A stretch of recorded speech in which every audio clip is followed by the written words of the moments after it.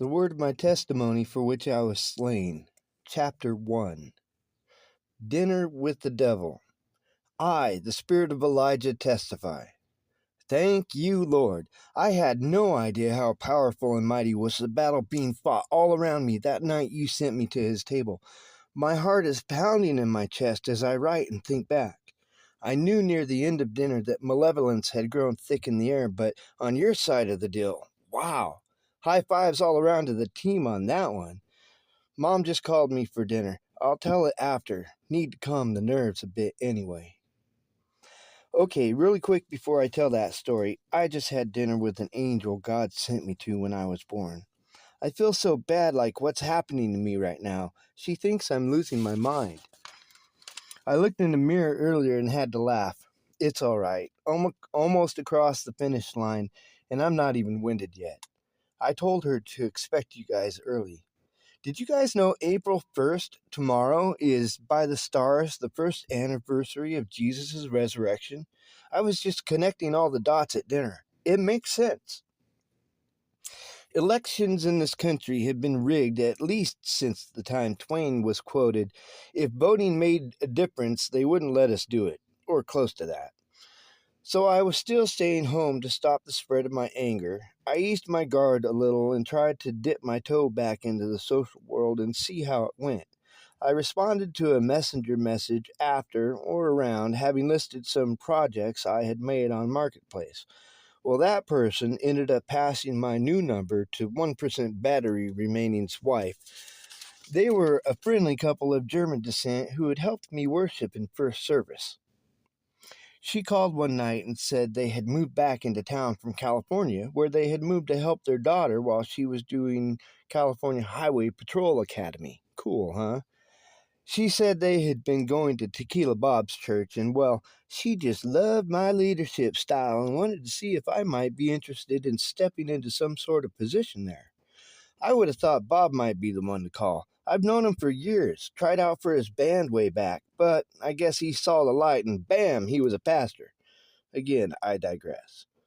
Dinner sounded good, at least. I was willing to meet and hear her out. I had a puff before I went that night. It sure smelled delicious when I got there, too. They were happy to see me and did hugs all around. Before long, we were at the table, and I had this awesome-looking bowl of shrimp gumbo. And Nan was a pretty good cook, too. But sometimes I can be a talker myself, and I had been brushed up on all kinds of cool conspiracy theory stuff. We all knew it was mostly true.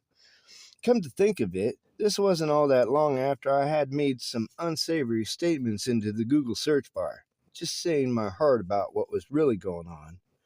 I was talking about how I thought aliens were actually fallen angels, and that similar to a carrier being a floating city, the New Jerusalem was going to be a massive spaceship, and the moon was hollow, and laser cannons really exist now, and they had finished their food, and I still had over half. So I tried to eat, and keep talking about various things. He hadn't seemed to have heard before very much of what I'd been talking about. Then I remember having seen a video on YouTube depicting a human sacrifice in front of a Shiva idol in the courtyard at CERN. He had told me earlier, or whenever I'd taken a breath, that he was lead IT for an electronics company, but they wouldn't let him retire because he was so awesome at what he did, and no one could seem to grasp his brilliance. Well, I'm paraphrasing. So I said, "Oh, have you heard about what they're doing up there at CERN?" His demeanor instantly changed. I saw frustration, anger, bewilderment, and on top of all those, I thought I saw some tearing. Now that I'm thinking about it, that is the turning point of atmosphere. But I had finished that bowl and not wanting Nan to feel bad because it took me so long to eat it. When Chucky asked me if I wanted seconds, no doubt wanted me to go, I said excitedly, "Yeah." I tried to focus on eating more, and he started responding to me, let's say, less Christian-mindedly. I mentioned the mark of the beast, and his reply was, "Well, I sure do like to eat." Fill your belly, go to hell. First time I ever heard a Christian say that. Needless to say, by the time I was in my car and out the driveway, my spider senses had hit new heights. I felt lucky for some odd reason, because it was just Chuck and Nan, to be leaving. Man, I walked in there completely unaware, unprepared, without defense.